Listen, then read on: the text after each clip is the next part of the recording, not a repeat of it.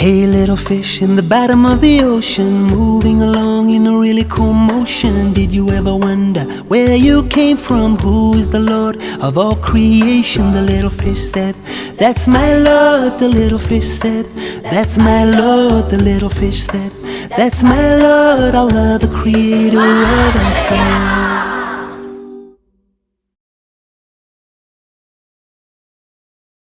Hadis sahih, ittaqul zulma. Ittaqul zulma fa inna zulma zulmatun yaumil qiyamah. Oke, hadis sahih, laisa minna. Laisa minna man lam yarham saghirana wa yaqir kabirana. Oke, ata'ni minallah. Atani minallah wal ajaratu minasyaiton. Almar'u Almar'u man ahabba.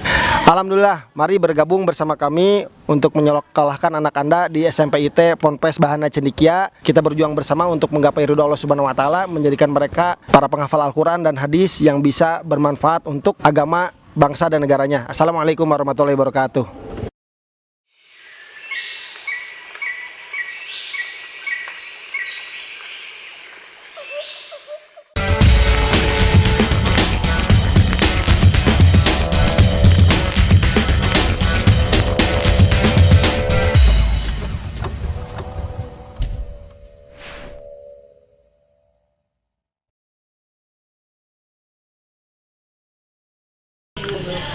Pemirsa, berjumpa lagi bersama saya Tenis dalam acara program BBS Bincang-Bincang Santai.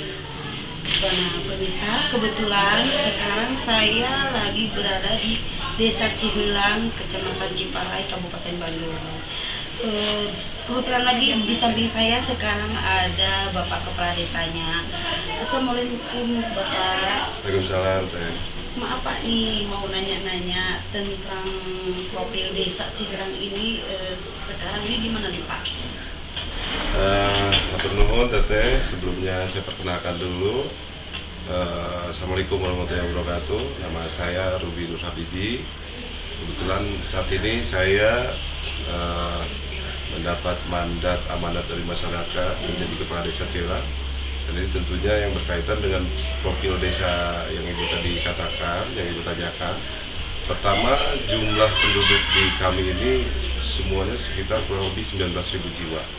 Dan ini artinya 19.000 jiwa ini berbagai macam. Jadi jumlah jiwa 19.000, jumlah kepala keluarga 6.000, jumlah dewasa kurang lebih sekitar 13.000. Ini kemungkinan tahun berikutnya juga ini akan semakin bertambah. Berkaitan dengan profil di kami, tentunya sehubungan dengan berkaitan dengan anggaran yang masuk ke desa-desa di Kabupaten Bandung dan khususnya di tempat kami, di Desa Ciheulang. Ciheulang ini merupakan salah satu daerah yang memang berbasis pesantren. Banyak di mana para sekolah pendidikannya lebih banyak, sekolahan banyak, pesantren banyak, majelis taklim banyak. Jadi kalau di jumlah totalkan kurang lebih sekitar antara masjid, musola itu kurang lebih 78 majelis taklim dan masjid di dalamnya. Ini luar biasa. Jadi mesti dengan treatment khusus karena kita ini kan memimpin di wilayah para ulama. Ini sangat tantangan tersendiri bagi kami kaitannya. Kalau berbicara kesulitan ya memang ada, karena mengkomunikasikan apalagi di kami ini banyak tempat pendidikan dan lain sebagainya. Ini tentunya kita berusaha berupaya dengan cara mendatangi bersilaturahmi dengan para alim ulama Desa Ciheulang. Dan memang para alim ulama ini mempunyai yayasan-yayasan pendidikan, antaranya sekolahan, pesantren. Ini yang berkaitan dengan kemajuan suatu daerah. Karena kalau di suatu daerah banyak pendidikannya, otomatis secara tidak langsung ini akan merangsang masyarakat. Insya Allah ketika dekat dengan pendidikan maka jauh dari kemiskinan. Ini tentunya harapan kami, semoga sekolah-sekolah yang ada di Ciheulang ini lebih banyak dan bisa mencetak generasi muda yang berakhlakul karimah. Dan hari ini kita kaitan dengan hal tersebut, tentunya tadi sudah saya katakan tantangannya adalah begitu saya masuk 2019 dilantik bulan Desember, posisi desa kami ini desa berkembang, desa maju, dari berkembang maju, lalu mandiri. Alhamdulillah tahun 2020 kesetaraan desa kami ini tadinya desa berkembang, maju, mandiri. Sekarang tahun 2021 kita sudah mandiri. Dan hari ini kita sudah mulai pelaksanaan desa mandiri, yang mana perbedaan antara mandiri dan maju atau berkembang, kalau pembagian pengalokasian anggarannya itu biasanya 3 kali per 3 bulan. Kalau mandiri dalam 1 tahun 2 kali pencairan. Barangkali itu yang saya sampaikan kaitan dengan data monografi desa. Banyak hal juga, kebanyakan di kami jumlah penduduk selain para ulama juga di kami ada petani, dan lebih banyak lagi adalah pelaku UMKM, di mana desa Cilang ini hampir rata-rata 1000, kurang lebih ada 1900 penjahit di rumah masing-masing. Ini tentunya membuka lapangan pekerjaan tersendiri, karena di Cilang ini selain desa mega pesantren juga dan pendidikan, dan Cilang juga hampir sama dengan daerah Soreang. Banyak konveksi di tiap RW, malah mungkin di tiap RT. Di tiap RT kami banyak pelaku UMKM yang bergerak di bidang konveksi, industri. Oh gitu ya.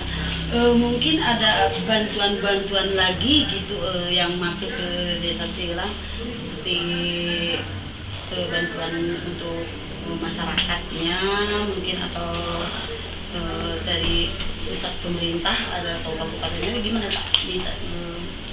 Jadi kaitan dengan bantuan, tentunya setiap pemerintahan pasti ada sumber anggaran. Sumber anggaran itu yang berdasarkan dari pemerintah pusat, provinsi, dan kabupaten. Dan kebetulan kami sebelum desa mandiri anggarannya agak sedikit kecil, 2,7 miliaran. Nah, 2,7 miliar ini yang bersumber dari dana desa. Seperti kita ketahui bersama bahwa lebih diterapkannya ke penanganan COVID-19. Kebetulan para kepala desa sekarang ya, terutama dalam pelaksanaan capaian pembangunan pasti akan sedikit terhambat, karena bukan apa-apa dengan adanya bencana nasional ini, tapi bukan bencana alam, tapi bencana wabah.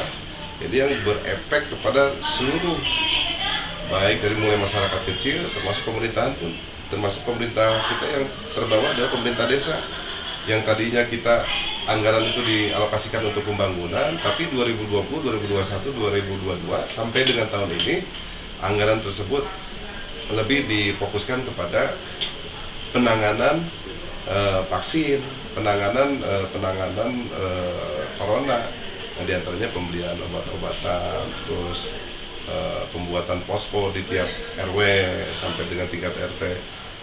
Tentunya ini sangat mengganggu yang tadinya kita harus membangun, sehingga kami kesulitan dalam membangun karena difokuskan untuk penanganan COVID-19. Mungkin kan banyak yang kebingungan ya, seperti kepala desa yang lain ini dalam adanya vaksin nih, gimana cara kiat Bapak dalam melaksanakan pembangunan di desa yang ini sama Bapak sekarang? Terima kasih. Tentunya ya memang ini dirasakan oleh semua para kepala desa ya. Dengan hadirnya COVID-19 ini, akhirnya pembangunannya terhambat, sehingga kepala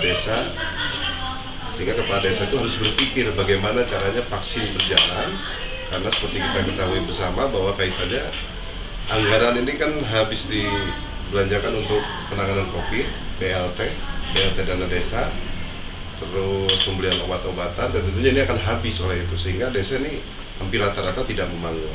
Nah, sehingga kami semua kepala desa harus bisa berpikir bagaimana caranya desa ini membangun di tengah pandemi.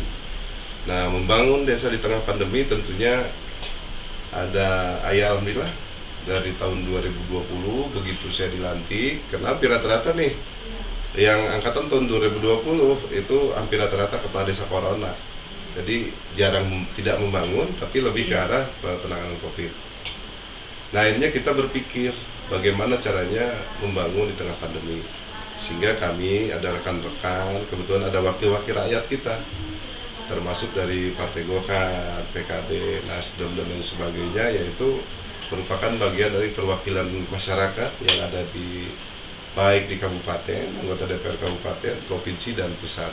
Dan alhamdulillah ketika kita berupaya, berikhtiar, karena tugas kami ini hanya berikhtiar di tengah pandemi, ya alhamdulillah tahun 2020 kita dapat bantuan. Itu dari Golkar kurang lebih sekitar 700 juta. Lalu dari sumber aspirasi Bu ya. Jadi kalau dana desa kami 1,3 miliar, kayaknya ini hampir melebihi dari dana desa. Pertama pengiriman itu dari Gerindra. Kami dapat dari Gerindra sekitar 200 juta untuk dikelola swadaya oleh masyarakat. Terus ada juga pembangunan TPT, ini tentunya pembangunan jalan yang memang bersumber dari aspirasi, sehingga kami tahun 2020 kurang lebih sekitar 1 miliar lebih lah yang bersumber dari aspirasi. Bayangkan oleh Ibu dan oleh kita bersama bahwa kaitannya membangun di tengah pandemi ini bukan hal yang mudah kan, tapi sangat sulit. Ini tergantung bagaimana cara kita selaku pemerintah desa, bagaimana bekerja sama dengan pemerintah baik kabupaten maupun provinsi ataupun pusat. Ini tentunya tergantung kepada kepala desa masing-masing. Ketika berikhtiar, ya insya Allah dari ikhtiar tersebut menghasilkan. Itu tahun 2020, tahun 2021 juga kita sama, kita dapat bantuan juga dari Golkar dan Gerindra. Itu kaitannya dengan masih pengiriman, karena di kami banyak lahan area pertanian sehingga kami lebih terfokus ke jalan usaha tani dan memang kirmil untuk mengairi irigasi teknis. Kaitannya dalam rangka pencapaian bagaimana caranya pertanian di Desa Cigelang ini bisa sukses. Bagaimana bisa sukses kalau saluran aja tidak diperbaiki, sehingga kami untuk tahun 2020 lebih fokus ke area jalan pertanian. Nah, untuk tahun 2022 sekarang kami belum, karena masih dalam tahapan dalam tahapan pengusulan baik dari Musrembang maupun ke provinsi dan pusat. Ya pemirsa, inilah sosok kepala desa yang sangat baik, udah cakep, gagah, baik, pinter, praktik dan Berwibawa. lebih patut dicontoh sama pemirsa semua ya. Tanggapan Bapak tentang Pilpres 104 Tahun seperti apa? 2021. 2021 ya. Ya. Jadi sebetulnya adanya Perpres 104 tahun 2021 ini memang masih dalam tahapan godok-godokan, dan kemungkinan sebetulnya kalau dikatakan setuju dan tidak setuju ya memang ini kontroversi teh. Apalagi kasihan para kepala desa baru. Tadi sempat saya jelaskan bahwa kepala desa tahun 2020 tahun 2021 anggaran infrastrukturnya terhambat dengan adanya COVID-19. Apalagi sekarang ada Perpres 104 tahun 2001. Ini tentunya Bu menghambat kembali dalam rangka pencapaian pembangunan yang berada di wilayah desa kami. Adanya Perpres 104 di mana di sana programnya sudah ditentukan 40% untuk penanganan Covid, 20% untuk ketahanan pangan, dan berapa persennya lagi itu untuk kebutuhan yang berkaitan dengan pemberdayaan. Nah, secara pemerintahan kami, pemerintah di bawah tentunya sebetulnya kurang sepakat Bu ada 104, apalagi kami ini desa mandiri tapi dikategorikan ekstrim kemiskinan. Nah, sehingga kami ya sangat kurang setuju. Keberatan sekali ya Pak. Keberatan, karena bukan apa-apa, karena kan pemerintah mengeluarkan regulasi untuk penanganan kemiskinan ekstrim. Akan tetapi punten pada kenyataannya yang kita berikan BLT itu ya terpaksa kami kalau tidak melaksanakan 104, artinya program penanganan bantuan langsung tunai ini kalau nggak ada sanksinya juga. Iya. Kalau dilaksanakan umpamanya dari 40%, 10%, nah 30-nya kan harus dikembalikan ke negara. Iya. Sehingga kami dengan terpaksalah kami membagikan menyesuaikan dengan apa yang diinginkan pemerintah adalah 40% bantuan dana desa dialokasikan untuk bantuan langsung tunai. Ya terlepas nanti pada saat pelaksanaannya kan ada yang mampu dan tidak mampu, ya kami mau bagaimana lagi, Iya, karena memang iya. sudah begitu peraturannya. Kan tadi Bapak bicara tentang BLT ya Pak, mungkin aja kan BLT ini banyak yang datanya kurang akurat, terus salah sasarannya gitu ya Pak. Cara Bapak mengatasinya gimana nih Pak? Kaitan dengan BLT ya Cek. Jadi kaitan dengan BLT memang kami pemerintah ini suka kebingungan karena ada beberapa bantuan deh. Contoh bantuan sosial tunai itu yang langsung mekanisme penyalurannya langsung dari pusat melalui bank, ada yang melalui kantor pos dan ada yang melalui BNI. Kalau yang dari pusat kami yang memang tidak bisa ikut andil di dalam hal itu, sehingga tadi Teteh katakan banyak yang tidak akurat, sasar ya mungkin penanganan pemerintah itu memakai data yang tidak up to date karena datanya masih data lama, kemungkinan zamannya Pak SBY dulu ada BLT dan Basem ya, terus bantuan siswa miskin juga itu zaman Pak SBY masih ada, sehingga belum terhapus dan belum tergantikan dengan data baru. Kalau bantuan yang bersifat yang bersumber langsung dari pemerintah pusat, kami tidak bertanggung jawab karena itu datangnya langsung, pendataan langsung dari Badan Pusat Statistik. Akan tetapi kalau kewenangannya seperti dana desa, BLT dana desa, ya kami masih bisa teh, karena ada tahapan teh dalam pendataannya. Pertama, apakah masyarakat tersebut, nanti kita lihat di DTKS-nya dulu, pernah mendapat bantuan apa tidak.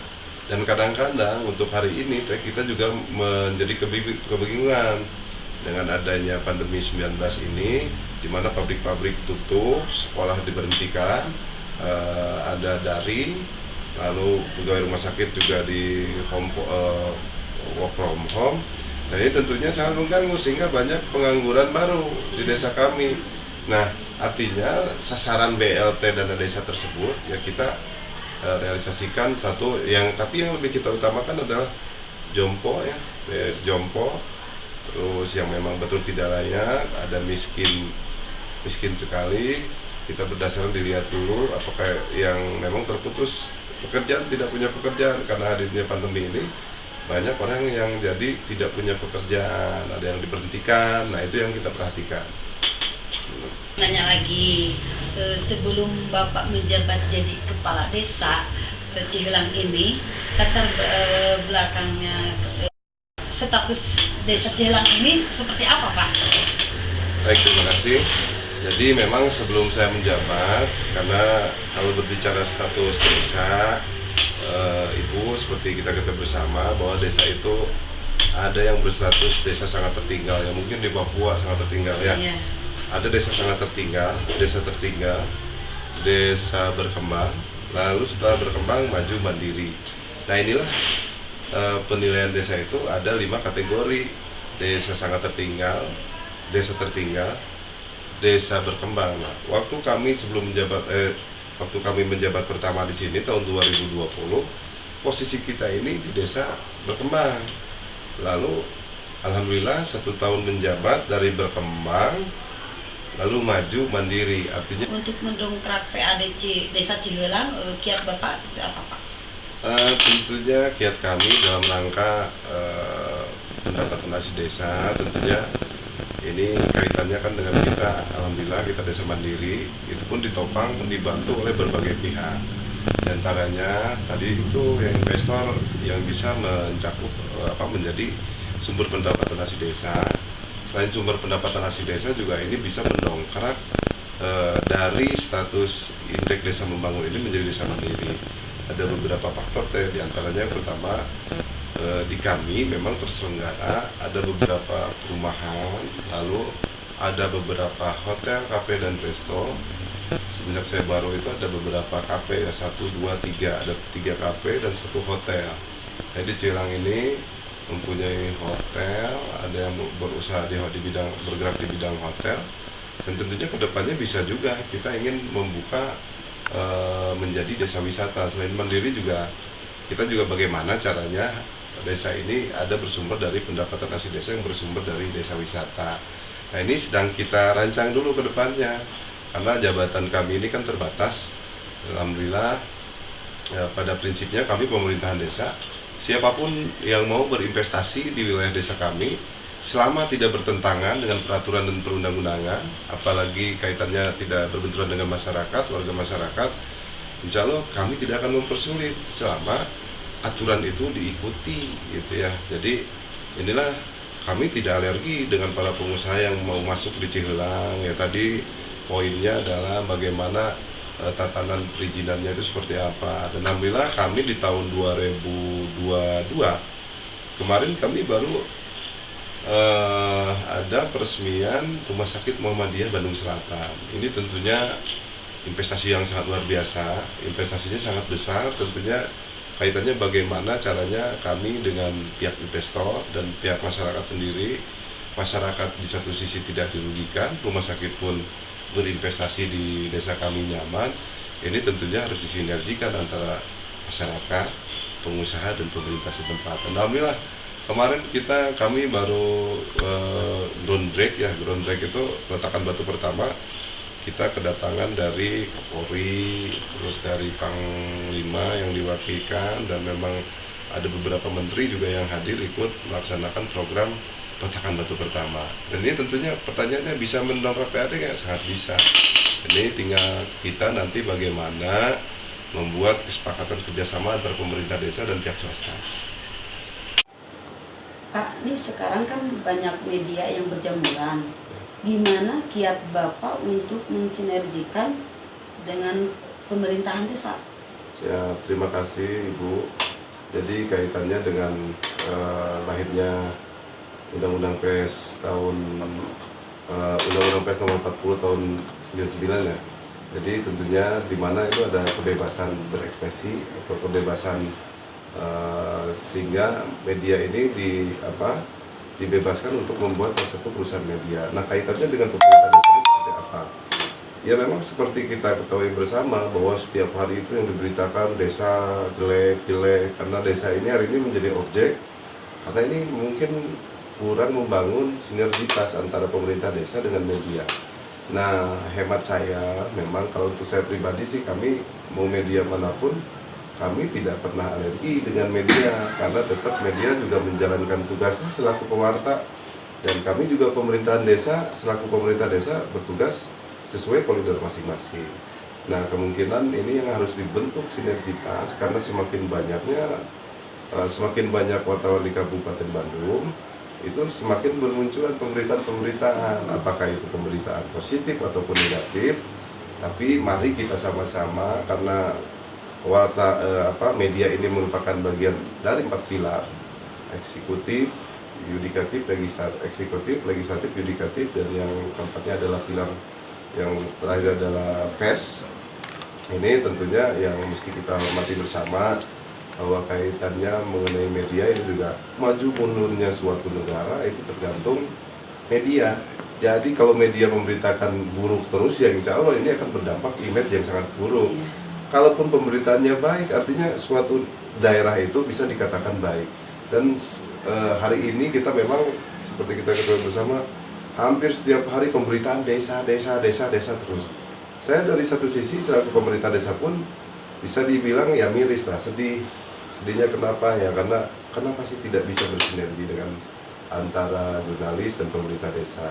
Ya, untuk kedepannya mangga silakan kepada pemangku kebijakan, apalagi yang kaitannya dengan organisasi-organisasi wartawan, dibuatkan atau semacam diskusi atau musyawarah atau hearing dialog, bagaimana kaitannya menciptakan sinergitas antara media dan wartawan, media dengan pemerintahan desa. Pada prinsipnya kami menunggu ya kalau bisa organisasi wartawan itu bersatu, lalu diundang para kepala desa supaya tidak terjadi gap-gapan nanti pada saat di lapangan. Itu barangkali.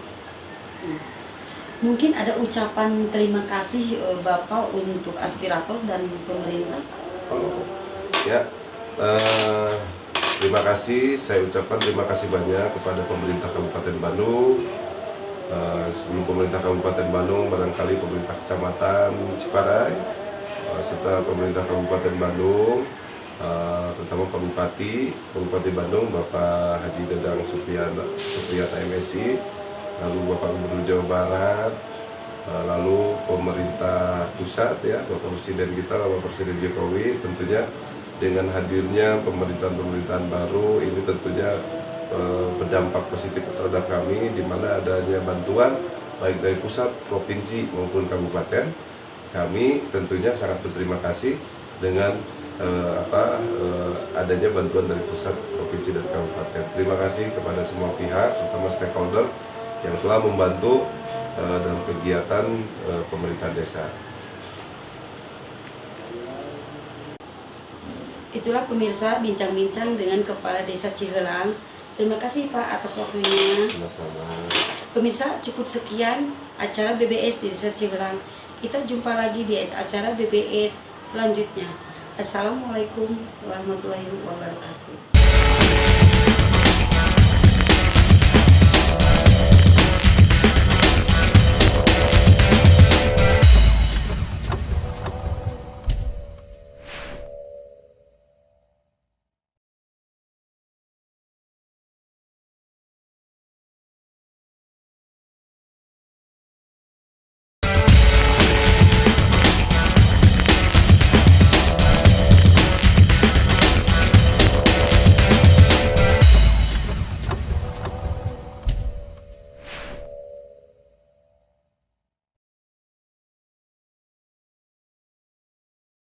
Hey, little fish in the bottom of the ocean, moving along in a really cool motion. Did you ever wonder where you came from? Who is the Lord of all creation? The little fish said, "That's my Lord." The little fish said, "That's my Lord." The little fish said, "That's my Lord, Allah, the creator of us all."